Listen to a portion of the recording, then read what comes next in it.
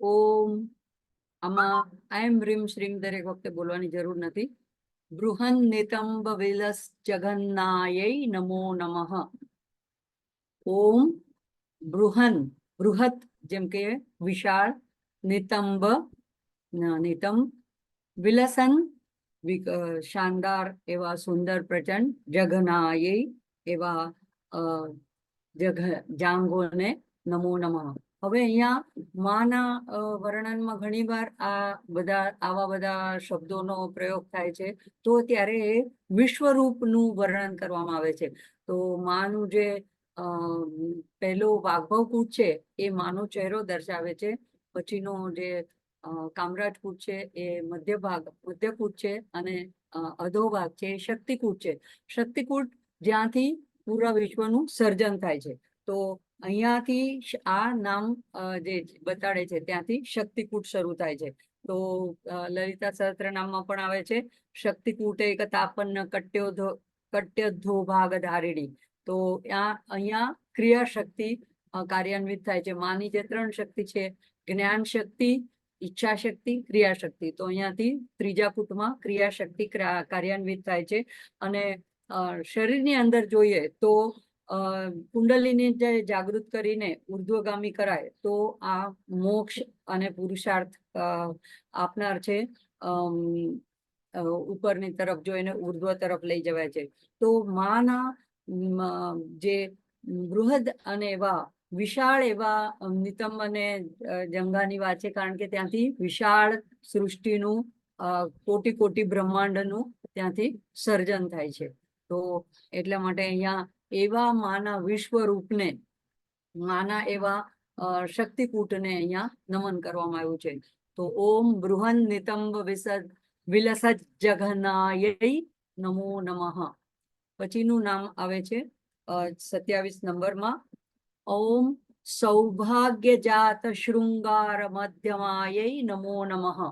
તો સૌભાગ્ય જાત, સૌભાગ્યદાયીની માં છે, અને એ સૌભાગ્યના એક પ્રતીક તરીકે શૃંગાર જે કરે છે, તો એમાં મધ્ય ભાગાય, તો મધ્ય ભાગ એટલે કટીના ભાગ ઉપર, તો એમણે ત્યાં એક એવા માના વિગ્રહમાં મધ્ય ભાગમાં એક કમરપટ્ટો ધારણ કર્યો છે.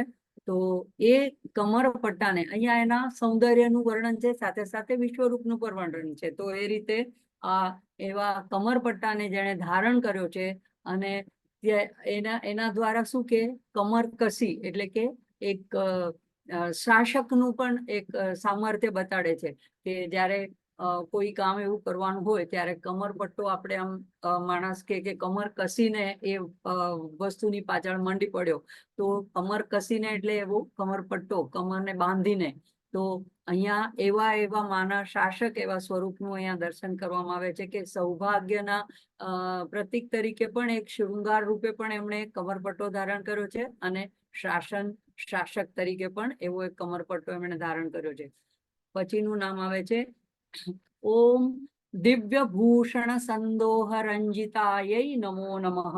દિવ્ય ભૂષણ, માએ બધા આભૂષણોનું આગળથી વર્ણન કરતા આવ્યા. હવે અહીંયા કહી દીધું કે એટલા બધા માએ દિવ્ય આભૂષણ ધારણ કર્યા છે કે સંદોહ એટલે સમૂહ, એનો બધો આખો સમૂહ, એ સમૂહથી રંજિતાય એટલે એવા એ સુંદર રંજિત થવું એટલે પ્રસન્ન થવું, આનંદિત થવું, રંગાઈ જવું. તો એનાથી માં આભૂષિત થયેલા છે, સુશોભિત થયેલા છે, અને એવા શૃંગાર એવા બધા આભૂષણો, દિવ્ય આભૂષણો ધારણ કરીને પ્રસન્ન વદના છે. કારણ કે લલિતા સ્વરૂપ જે છે એ હંમેશા સૌમ્ય, શાંત, આનંદ અને પ્રસન્નતાનું પ્રતીક છે. તો એવી ખુશ થયેલી, આનંદિત થયેલી, એવી રંજિત થયેલી એવી માને નમો નમઃ વારંવાર હું પ્રણામ કરું છું. તો લલિતા સહસ્ત્રનામમાં પણ આવું જ નામ આવે છે, સર્વાભરણ ભૂષિતા. ત્રિશતિમતામાં પણ આવે છે સર્વાભરણ ભૂષિતાય નમઃ.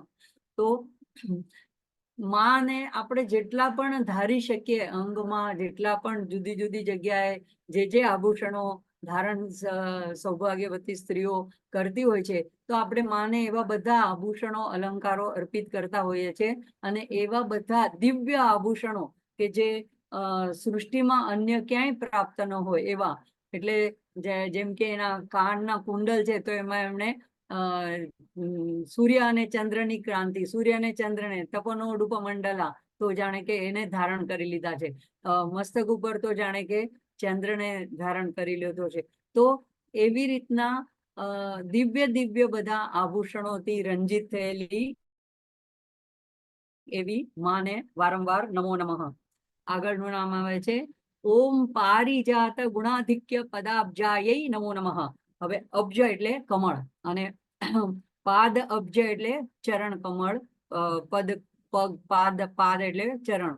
તો પારિજાતના ગુણથી પણ અધિક્ય, એટલે કે પારિજાતના ગુણ કેવા કહેવાય છે? બધા ફૂલોમાં પારિજાતનું ફૂલ એકદમ સુંદર, નમણું, સોહામણું, લાલ દાંડીવાળું અને કોમળ, મૃદુ, આહ્લાદિત કરે એવું, અને એને તો સ્વર્ગીય વૃક્ષ ગણવામાં આવે છે. તો એવું જે પારિજાત છે એ એના કરતા પણ ગુણાધિક્ય, એના કરતા પણ ગુણોમાં અધિકતા વધી જાય એવા માના ચરણ કમળ છે.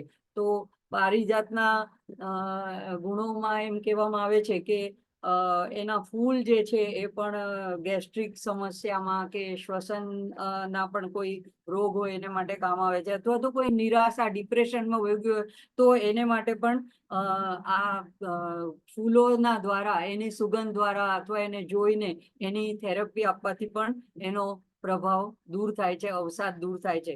પછી મધુમેહમાં પણ ઉપયોગી છે, એટલે કે ડાયાબિટીસમાં, કબજિયાતમાં, એન્ટીઓક્સિડન્ટ તરીકે પણ છે, દર્દ અને સોજામાં પણ ઉપયોગી છે. છાલ જે છે એ સાંધાના દર્દમાં, મલેરિયામાં, સર્પદંશમાં પણ ઉપયોગી છે. રેચક તરીકે પાચન સંબંધી સમસ્યામાં, ત્વચા સંબંધી ઉપચારમાં, અને દાંતની સમસ્યામાં, આ બધા, અને માનસિક ચિંતા અને માનસિક અવસાદમાં પણ ઉપયોગી છે. તો ઘણા લોકો એના પાંદડાનો રસ કાઢીને ઘૂંટણના દર્દમાં પણ ઘૂંટણ પર લગાડે. તો એવી રીતે પારિજાતના ફૂલ, છાલ, મૂળ, દરેકની પાન, દરેકનો કંઈક ને કંઈક ગુણ છે, અને દૈવી વૃક્ષ ગણાય છે. તો એના જેટલા ગુણો વર્ણન આયુર્વેદમાં કરવામાં આવેલા છે, એનાથી પણ અધિક્ય માના એવા ચરણ છે કે એમાં એક ચરણમાં જ આ બધું જ પ્રાપ્ત થાય, બધી જ પીડાનું નિવારણ થાય છે. અને બધા જ એકી સાથે, ત્યાં તો ચલો ફૂલની અલગ થેરેપી કરવી પડે, પાનની અલગ કરવી પડે, મૂળની અલગ કરવી પડે, પણ અહીંયા તો ફક્ત ચરણમાં નમન કરવાથી, ચરણના દર્શન કરવાથી એક સાથે જ બધા જ રોગો દૂર થઈ જાય છે. તો એવા કહેવાય કે છે કે પારિજાત ગુણાધિક્ય પાદાબ્જાય, કમળ જેવા એવા સુકોમળ એવા ચરણને વારંવાર હું નમન કરું છું. અને લાલ, શુભ્ર એવા બે જાતના કમળ આવે છે. તો એવી રીતના પારિજાતનું ફૂલ પણ ઉપર એની પાંદડીઓ સફેદ હોય છે અને એની દાંડી રક્તવર્ણની હોય છે.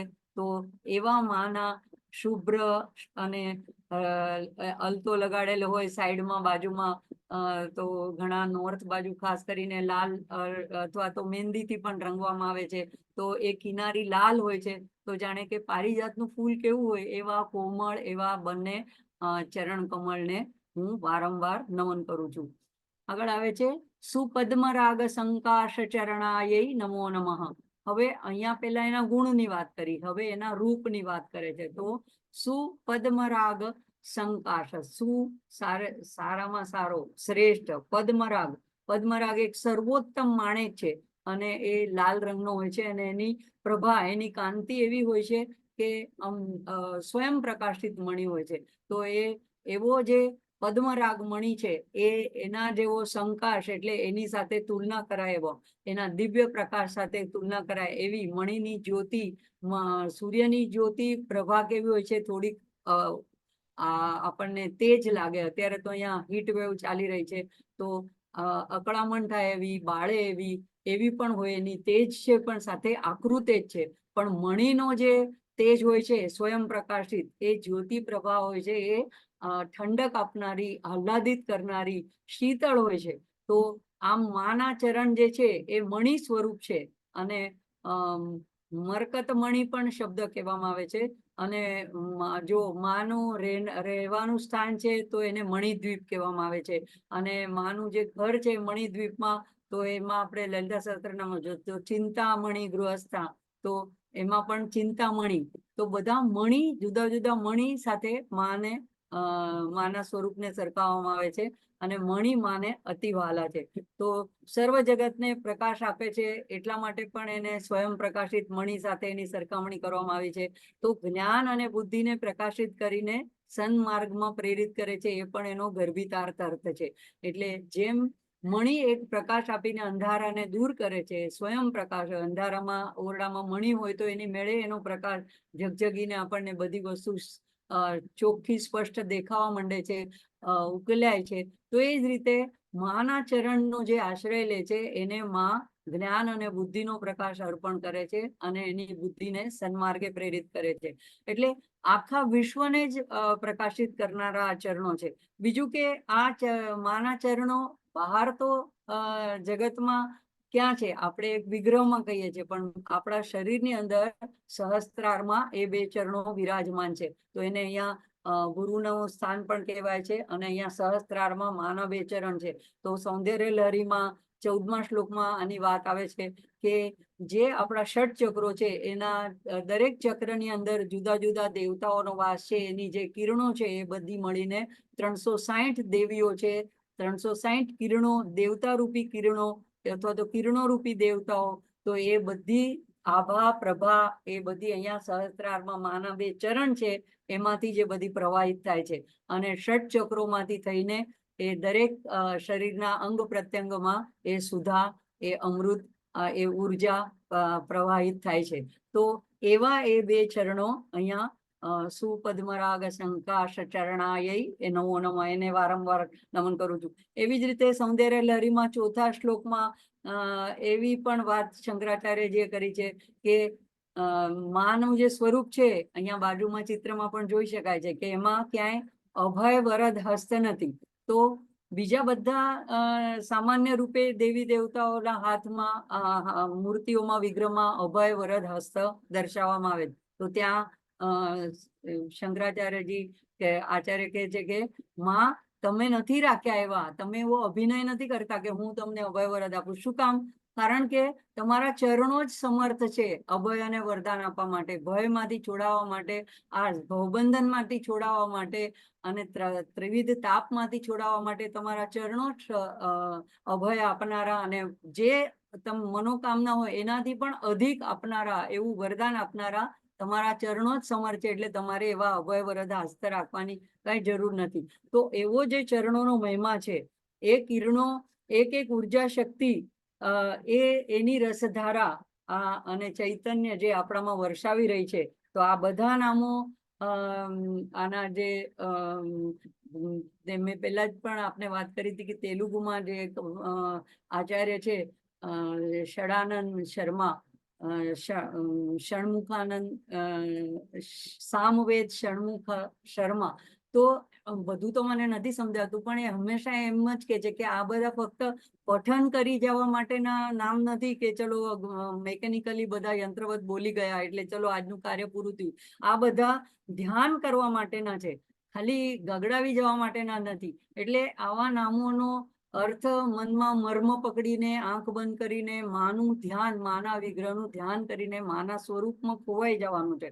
તો પહેલા પણ જે આવ્યું છે શશાંક શેખર પ્રાણ વલ્લભાય નમઃ, તો શિવની પ્રાપ્તિ કરવી એ જ આ માના સૌંદર્યનું પ્રયોજન છે. તો શિવ અને શક્તિ એક બંને સામંજસ્યમાં છે, બંને એકરૂપ છે.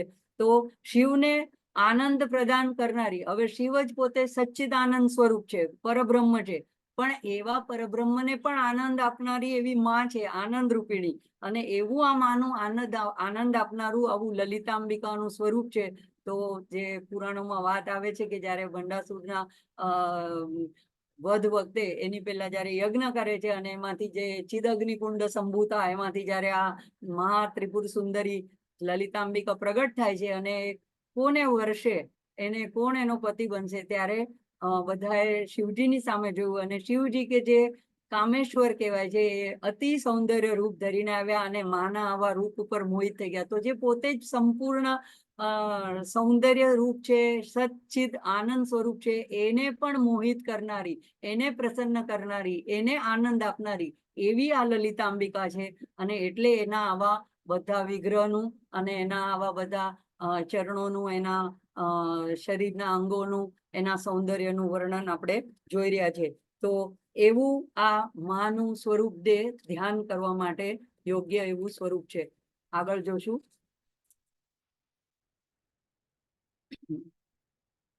ઓમ કામકોટી મહાપદ્મ પીઠસ્થાયૈ નમો નમઃ. તો અહીંયા હવે માં અહીંયા સ્થૂલ રૂપે પૃથ્વી ઉપર ક્યાં માનો નિવાસ છે એ અહીંયા બતાડ્યું છે કે કામકોટી મહાપદ્મ પીઠસ્થાયૈ નમો નમઃ. તો કાંચીપુરમાં સાઉથમાં કામાક્ષીનું મંદિર છે, એને કામકોટી પીઠ કહેવાય છે, જે શક્તિપીઠ છે. અને એમાં ત્યાં માં પીઠસ્થાયી, ત્યાં માં નિવાસ કરનારી છે. તો જે પુરાણોમાં વાત આવે છે અને જે ત્યાં હકીકત રૂપે ઘટના ઘટેલી છે કે અગસ્ત્ય ઋષિ જે ઉત્તર તરફથી દક્ષિણ તરફ ગયા અને પછી પાછા ના આવ્યા અને લોકોની ચિંતાથી થઈને એમણે ભગવાનને ત્યાં વિષ્ણુની ખૂબ આરાધના કરી અને ભગવાન હયગ્રીવ ઋષિના રૂપે પ્રગટ થઈને એમને લલિતાંબિકા વિશે બધી એના પૂજન અર્ચન મંત્ર અને લલિતા સહસ્ત્રનામ વિશે બધી જ માહિતી એમને આપે છે અગસ્ત્ય ઋષિને. તો આ જે ત્યાં એને આરાધના કરી, પછી લલિતા સહસ્ત્રનામ દ્વારા અર્ચના કરી અને જે માં પ્રગટ થઈ એ ત્યાં કામાક્ષી રૂપે છે કામકોટી પીઠમાં. એટલે કામકોટી પીઠ એક જાગૃત પીઠ, શક્તિપીઠ ગણાય છે.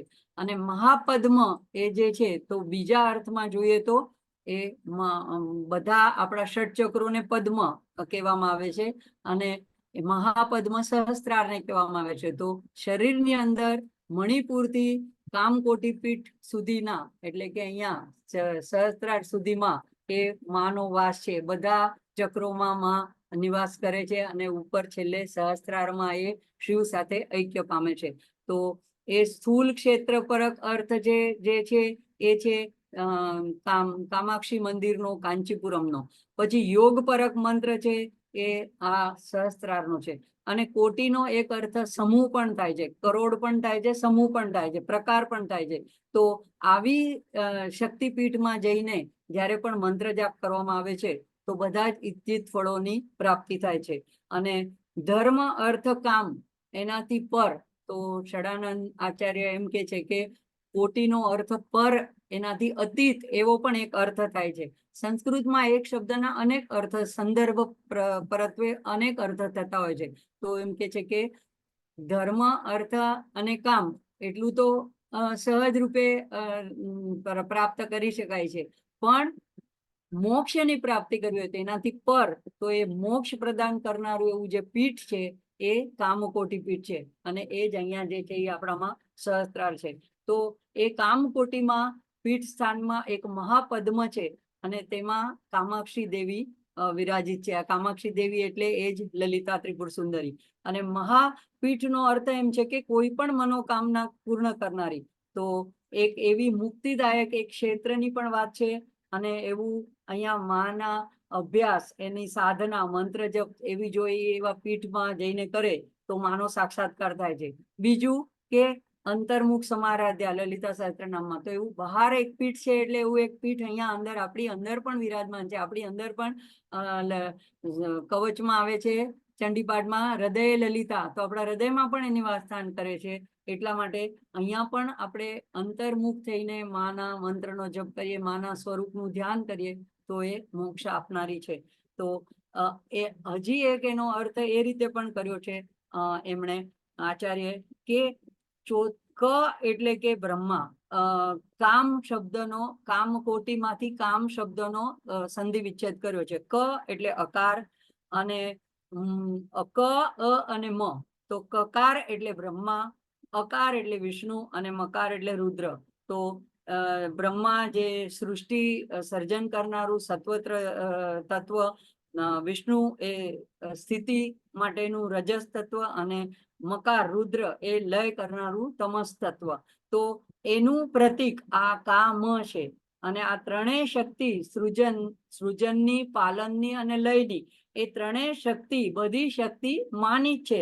તો એ ત્રણેયને શક્તિ આપનાર કામેશ્વરી છે. આ કામને આપનારી ઈશ્વરી કામેશ્વરી અથવા તો કામાક્ષી. તો એટલે કામની પણ ઈશ્વરી. તો એની અને કોટી એટલે એનાથી પણ ઉપર અતીત છે પાછી. એટલે આ ત્રણેયને આપનારી છે, શક્તિ પ્રદાન કરનારી છે, પણ છતાં પણ એ પાછી એનાથી પર, સર્વોપરી, ઉપરી, અતીત છે. તો મહાપદ્મ એટલે અનંતના રૂપમાં. માટે આ ત્રણેયથી ઉપર, ત્રિગુણથી ઉપર, ત્રિગુણાતીત એવી જે શક્તિ છે, જેવી રીતે લલિતા સહસ્ત્રનામમાં આવે છે લોકાતીતા, ગુણાતીતા, સર્વાતીતા. તો માટે એવી મોક્ષ ભૂમિ, ત્રિગુણાતીત એવી સ્થિતિ, તુર્ય તત્વ એ લલિતાંબિકા માતા છે. એટલે ત્રણ તત્વ તો સત્વ રજસ તમ એ તો કામમાં આવી ગયા, ક મ બ્રહ્મા, વિષ્ણુ અને રુદ્ર. પણ એ ત્રણથી તુર્ય, એનાથી શ્રેષ્ઠ, એનાથી ઉપર.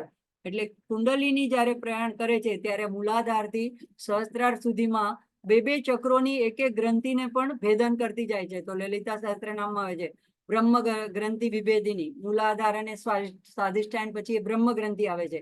તો એ બ્રહ્મ ગ્રંથિ વિભેદન કરીને આગળ જાય છે.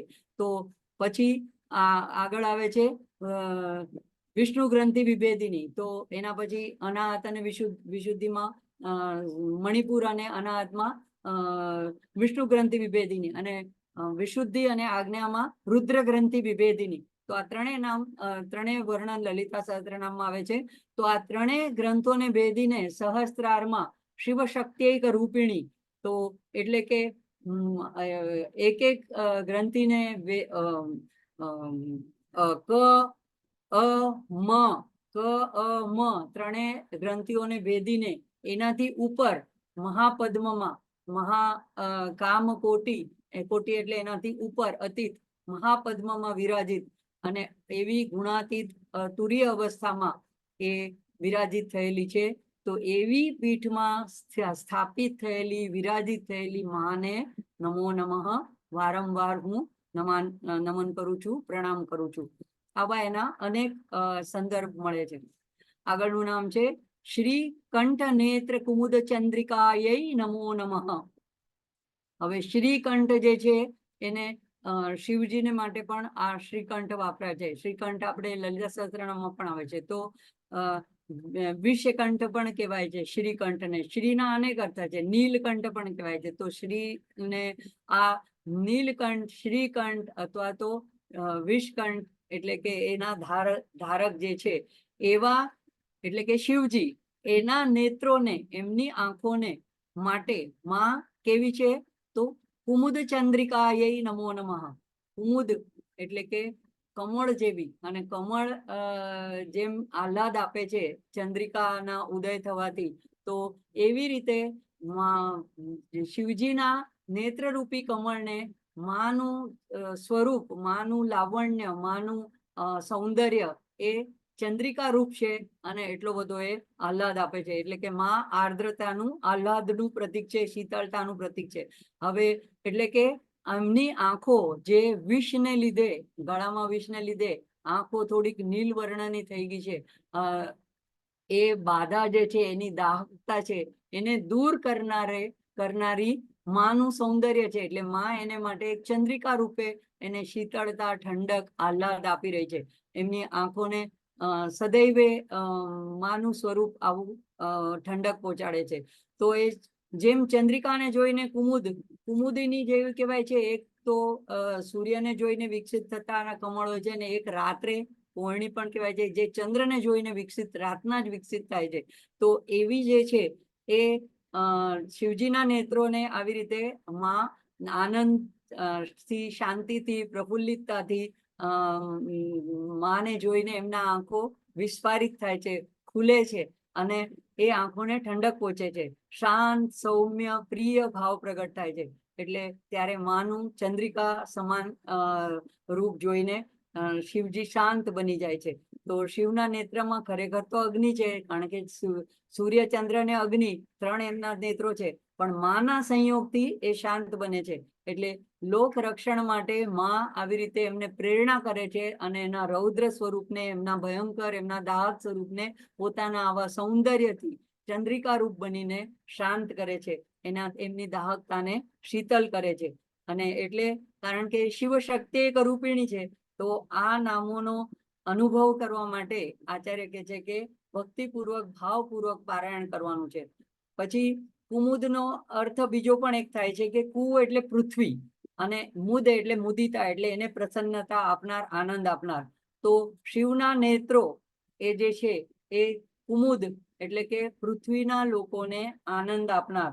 કારણ કે સૂર્ય, ચંદ્ર અને અગ્નિ એ ત્રણેય પૃથ્વીના લોકો માટે જરૂરી છે. સૂર્ય પણ જરૂરી છે, ચંદ્ર પણ જરૂરી છે ઔષધિ માટે, સૂર્ય આપણને પ્રાણ શક્તિ આપવા માટે, વનસ્પતિ ઉગાડવા માટે જરૂરી છે, અને અગ્નિ તો ભોજન બનાવવા માટે, પકાવવા માટે અગ્નિની પણ જરૂર છે, ઉષ્ણતાની પણ જરૂર છે. તો આ જે છે ત્રણેય એમના એને અને પૃથ્વીના લોકોને આનંદ આપનાર આ બધી વસ્તુ માટે ચંદ્રિકા રૂપ એવા માં છે. અને સૌંદર્ય લહરીમાં પણ અલગ એક અર્થ આપેલો છે કે શ્રી કંઠેહી શિવયુતિભિ, તો ત્યાં શ્રી યંત્રનો સંદર્ભ આવે છે. એટલે કે શિવના નેત્રો એના બંધ અને ઉઘાડ થાય એટલામાં જગતનું સર્જન અને જગતનો વિલય થઈ જાય છે. તો એવા શ્રીકંઠેહી શિવયુતિભિ, તો ત્યાં ચાર જે છે એ શિવ ત્રિકોણ છે, ઉપર તરફ શીર્ષ કરેલા 5 અધોમુખ એવા શક્તિ ત્રિકોણ છે. તો એ બધા મધ્યમાં શિવ શક્તિ એક રૂપિણીમાં રહેલી છે, તો ત્યાં પણ શ્રીકંઠનો આવે છે. લલિતા સહસ્ત્રનામમાં એક નામ આવે છે ઉન્મેષ નિમિષોત્પન્ન વિપન્ન ભુવનાવલી. તો એમની આ સ્પંદન શક્તિ જે છે, શિવજી જે છે એ સ્ટેટિક એનર્જી છે, એટલે કે સ્થિતિ રૂપ એમની ઉર્જા છે. એમનામાં કોઈ સમાધિસ્થ છે, એ પરબ્રહ્મ છે, નિર્વિકાર, નિર્વિકલ્પ, નિરાકાર, નિર્ગુણ, પણ એમનામાં એક ઈચ્છા ઉત્પન્ન કરનાર, સ્પંદન ઉત્પન્ન કરનાર માં છે. તો એ ચંદ્રિકા રૂપ બનીને માં એમનામાં એક ઈચ્છા ઉત્પન્ન કરે છે, સ્પંદન ઉત્પન્ન કરે છે, અને એટલા માટે પછી એ પૃથ્વી લોકને આનંદ આપનાર બને છે. તો આમ શ્રી ચક્રના બિંદુમાં શિવ શક્તિનો ઉદય થાય છે, અને શ્રી ચક્રમાં એનો પદ્મની જેમ વિસ્તાર થાય છે. જેમ ચંદ્રિકાને લીધે કુમુદનો, કમળનો વિસ્તાર થાય એવી રીતે. એટલે એક પરબ્રહ્મમાંથી પછી ઈચ્છા શક્તિ, જ્ઞાન શક્તિ, ક્રિયા શક્તિ, પછી એના પછી આગળ જે શ્રી ચક્ર આપણે આગળ પેલા ખડગમાલામાં શીખી ગયા છીએ, તો કેન્દ્રમાં બિંદુમાંથી પેલા પછી બિંદુ એનું 9મું આવરણ છે, એના પછી ત્રિકોણ, મધ્યનો ત્રિકોણ, તો એકમાંથી 3 શક્તિનું પ્રાગટ્ય થાય છે, ક્રિયા શક્તિ, ઈચ્છા શક્તિ, જ્ઞાન શક્તિ. પછી આવે છે અષ્ટ ત્રિકોણ, તો અષ્ટ વસુઓ.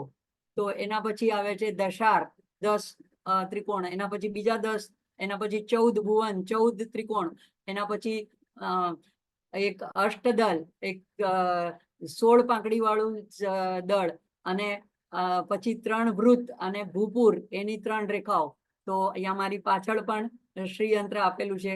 તો એ રીતે જેમ એક બિંદુમાંથી, શિવ શક્તિમાંથી પૃથ્વીને આનંદ આપવા માટે જેમ એનું વિકસિત થઈને આખું વિસ્તાર થાય છે, સર્જન થાય છે, એવી જ રીતે આ માં જે છે એ આ બધા માટે કારણભૂત છે.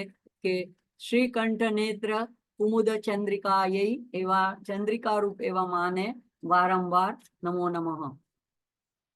પછીનો આવે છે ઓમ સચામર રમાવાણી વિજિતાય નમો નમઃ. આ આપણે લલિતા સહસ્ત્રનામમાં પણ જોઈ ગયા. સ એટલે કે સાથે, ચામર બંને જણા સાથે ચામર જોડે છે. કોણ કોણ? રમા અને વાણી.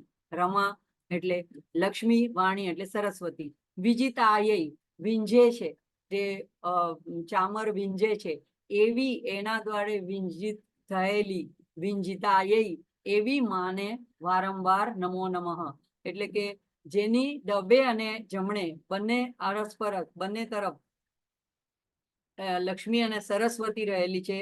તો આમાં આ નામ જે છે એમાં એમ કઈ નથી કે માને મોટા બતાડવા માટે લક્ષ્મી અને સરસ્વતીને નીચા બતાડવામાં આવે છે. ઉપાસના સંપ્રદાયમાં એવું છે કે જેની આરાધના કરતા હોઈએ, જેનો આપણે ઘરમાં પણ જેનો યજ્ઞ કરતા હોય, દાખલા તરીકે શિવજીનો કોઈ યજ્ઞ કરતા હોય કે વિષ્ણુનો કોઈ યાગ કરતા હોઈએ, તો જે પ્રધાન દેવતા હોય એ મધ્યમાં રહે અને જે બાકીના અંગભૂત દેવતા બને. બધાની પૂજા તો થાય, ગણેશજીની માંડીને બધાની પૂજા થાય, બધાની આહુતિ પણ અપાય, પણ જે પ્રધાન હોય એ વચ્ચે રહે. તો એવી જ રીતે અહીંયા આપણે લલિતા ત્રિપુર સુંદરીના આ અષ્ટોત્તર શત નામાવલી જોઈ રહ્યા છીએ, એટલે એમાં એને મુખ્ય ગણવામાં આવે અને એની આજુબાજુ એની અંગભૂત દેવીઓ, એની શક્તિઓ, એ બધી એનું જ સ્વરૂપ છે.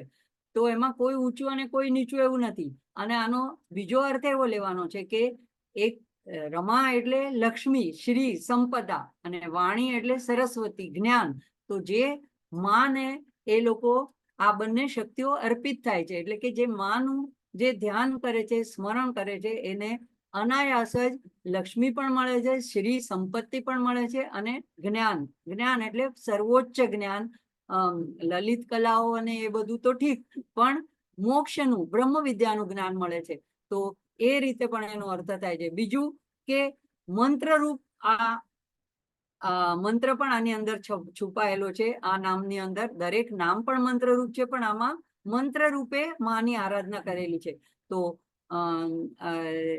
સરસ્વતીનો મંત્ર છે, બીજાક્ષર છે આઈમ, અને લક્ષ્મીનો છે શ્રીમ. તો આપણે લલિતા સહસ્ત્રનામમાં પણ જોયું, શરૂઆતમાં ત્રણેય નામ એક સાથે બોલવામાં આવે છે. અહીંયા પણ જેમ કે લખેલું છે કે ત્રણેય જે લોકો ઘણા આરાધના કરે છે તો દરેક નામની આગળ લગાડે છે. તો ઓમ એ તો પરબ્રહ્મ વાચક છે.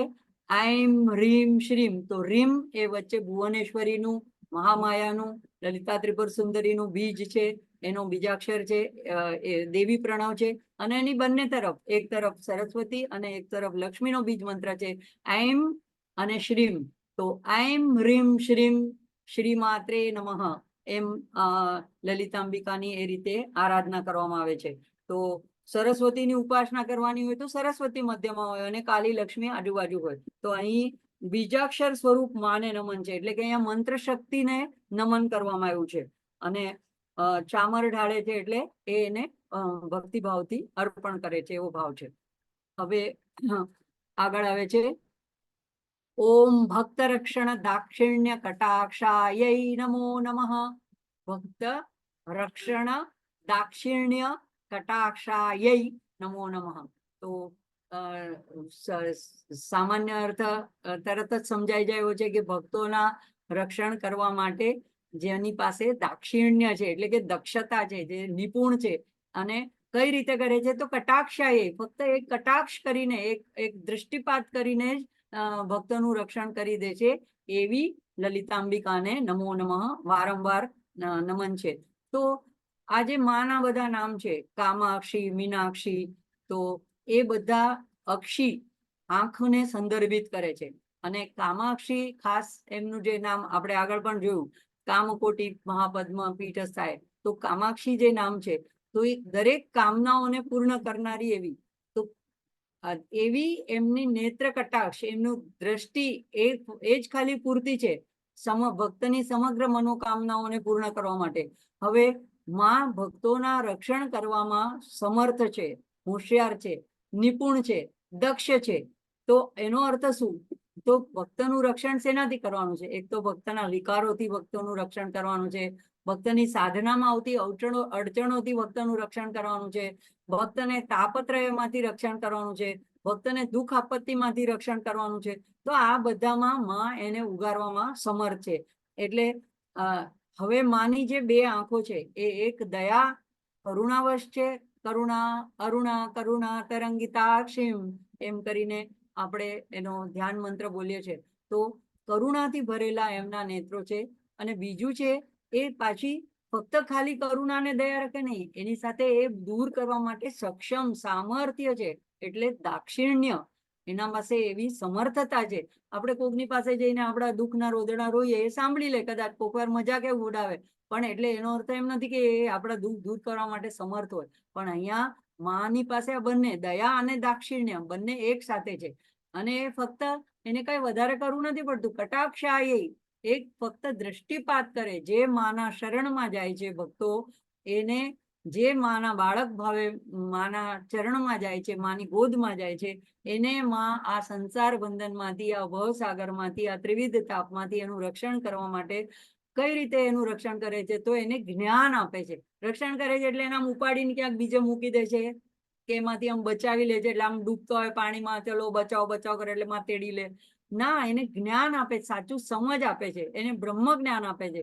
અને એવી દયા અને એવું રક્ષણ આપવા માટે સમર્થ જે છે કટાક્ષાય, એ કટાક્ષથી જ એટલો જ અમારા માના એક ભજનમાં આવે છે, એક જ બિંદુ બસ છે દયાનું. તો એક બિંદુ કા સાગરની જરૂર નથી, એવી કટાક્ષ નજરથી એ ભક્તોનું રક્ષણ કરનારી છે. આગળનું નામ આવે છે ઓમ ભૂતેશ. અહીંયા બધી સંધિ છે. આલિંગન, આલિંગન, ઓબદૂત, પુલકાંગ, પુલક આંગ્યેય, પુલક થયેલા અંગો વાળી આંગ્યેય નમો નમઃ. તો ભૂતેશ જે છે નામ એ કામેશ્વરનું છે, શિવજીનું નામ છે. શિવજીની સાથે એમની એકરૂપતા છે અને એની સાથે આલિંગનબદ્ધ. હવે અહીંયા સામાન્ય આપણે આપણા વિકારી માનસથી આપણે જે રીતે સ્ત્રી પુરુષના આલિંગનનો વિચાર કરે છે એ વિચારથી આ નામને નથી જોવાનું. આ એક પુરુષ અને પ્રકૃતિ, એક સર્વસમર્થ પરબ્રહ્મ અને એની એક ચૈતન્યની એક ચૈતન્ય શક્તિ જે એનામાં સ્પંદન પ્રેરણા કરે છે, એવી એની સ્પર્શ કરે એટલે એને એનામાં એક પુલકિતતા આવે છે, એનામાં એક આનંદિતતા આવે છે, એક આહ્લાદિતતા આવે છે. એવી માની અહીંયા વાત છે કે જે શક્તિ સાથે, શિવ સાથે અવિભાજ્ય છે, અભિન્ન છે, એની સાથે એકરસ થયેલી છે, સામરસ્ય થયેલી છે અને એકબીજાના અન્યોન્યને પરસ્પર પૂરકતા બતાડવા માટે આ રીતે આ નામ બતાડે છે. એકબીજાનો એકબીજા પ્રત્યેનો પ્રેમ બતાડે છે. તો જે નિર્ગુણ નિરાકાર પૂર્ણ જ્ઞાન અને પ્રકાશ સ્વરૂપ શિવજી છે, જેનામાં કોઈ ઈચ્છા નથી, એનામાં બ્રહ્માંડને સર્જવાની એવી એક ઈચ્છા ઉત્પન્ન કરનારી, એવું સ્પંદન ઉત્પન્ન કરનારી એવી જે શક્તિ છે એ માની શક્તિ છે. અને એ એક પહેલા એનામાં ઉપનિષદોમાં પણ આવે છે કે એકો પરબ્રહ્મ એકો હમ બહુશ્યામ. એને એક એવી ઈચ્છા થાય છે કે હું એકમાંથી અનેક થાઉં. તો એવી એક સ્પંદન ઉઠે છે અને એ ચિત્ત શક્તિ એનામાં એક સંકલ્પ શક્તિ ઊભી કરે છે, ઉત્પન્ન કરે છે અને પ્રગટ કરે છે અને પછી એના દ્વારા આખા જગતનું, વિશ્વનું નિર્માણ થાય છે. તો આ નામ શિવનો સ્પર્શ માને એનાથી માનું પુલકિત થવું અને આહ્લાદિત થવું, એટલે આ દર્શાવે છે કે જાણે કે એ પરમેશ્વરના સ્પર્શથી હંમેશા એ આનંદિત અને આહ્લાદિત અને પુલકિત થયેલી જ રહે છે, રોમાંચિત થયેલી રહે. કેમ? કારણ કે એની અર્ધાંગીની છે, એના અર્ધાંગમાં જ એનો વાસ છે. એટલે સતત નિરંતર જ આ જગતની સૃષ્ટિ, સર્જનની અને લયની પ્રક્રિયા ચાલ્યા જ કરે છે. એટલે આવા ભૂતેશ, ભૂતેશનો બીજો અર્થ એમ પણ થાય છે સર્વભૂત માત્ર એના ઈશ.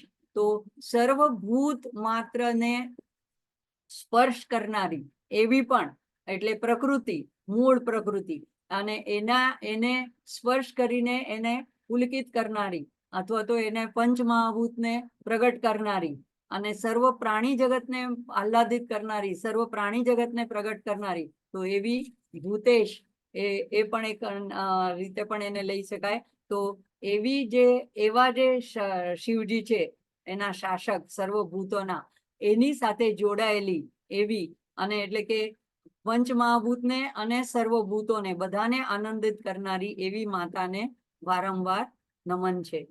આજે આપણે અહીંયા અટકશું અને અનુપટન લઈ લેશું.